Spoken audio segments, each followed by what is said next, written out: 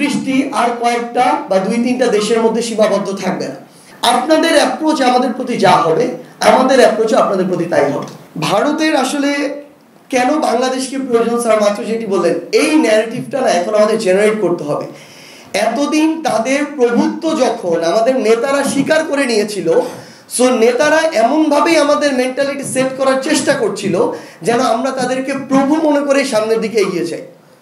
কিন্তু সবচেয়ে গুরুত্বপূর্ণ হচ্ছে, আজকে যদি ভারতের কোনো একজন এমপি মন্ত্রী তার জায়গা থেকে বলতে পারে যে তারা সেই জায়গায় আমাদেরকে স্বাস্থ্য সেবা নেয়ার পথটা বন্ধ করে দিবে, তাদেরও এটা চিন্তা করতে হবে যে 100 কোটি টাকা তার যে জাতীয় যে অর্থনীতিতে আমার বাংলাদেশের মানুষ শুধু স্বাস্থ্য ক্ষেত্রের মাধ্যমে যে অবদান রাখতো, ইম্প্যাক্ট ফেলতো, সেটাও তো আর বন্ধ হবে।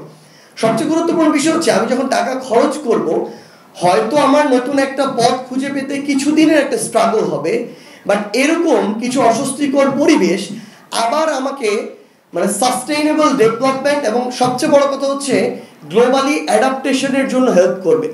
আমাকে আরো 10টা পথ কোন দিকে খোলা আছে সেটা এক্সপ্লোর করতে সহযোগিতা করবে।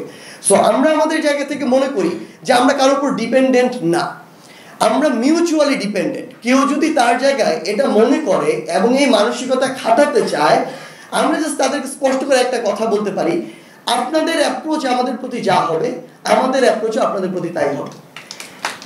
এই জেনারেশন অন্তত এইটুকু আমরা আমাদের জায়গা থেকে বিশ্বাস করি যে এতদিন আমাদের চিন্তা ভাবনাটা হয় একদিকে ভারত কেন্দ্রিক ছিল, আরেকদিকে চায়না কেন্দ্রিক। কিছু হয়তো আমাদের গার্মেন্টসের যে ডিপেন্ডেন্সি, এটা আমাদের ইউরোপ বা ওয়েস্ট কেন্দ্রিক ছিল।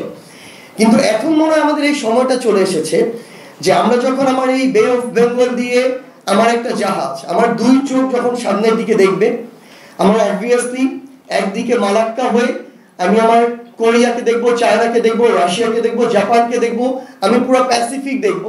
আবার আরেকদিকে আমি যখন বের হব, আমি পুরো আরব সাগরকে দেখবো, লোহিত সাগরকে দেখবো, আমি সেই জায়গায় ভূমধ্য সাগর দিয়ে পুরো ইউরোপকে দেখবো, আমি জিব্রাল্টার অতিক্রম করে পানামার 2 পাশে 2 আমেরিকাকে দেখবো। আমাদের দৃষ্টি আর কয়েকটা বা 2-3টা দেশের মধ্যে সীমাবদ্ধ থাকবে না।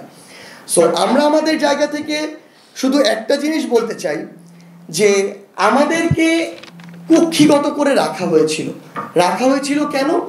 নিজেদের ক্ষমতাকে সিকিউর করার জন্য আমাদেরকে ভয় দেখানো হয়েছিল। ঠিক কেন?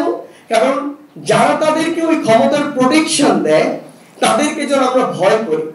সো এখন আমরা আমাদের জায়গা থেকে জাস্ট একটা জিনিস বলি যে আমাদের এখন দৃষ্টিটা অনেক তীক্ষ্ণ করতে হবে।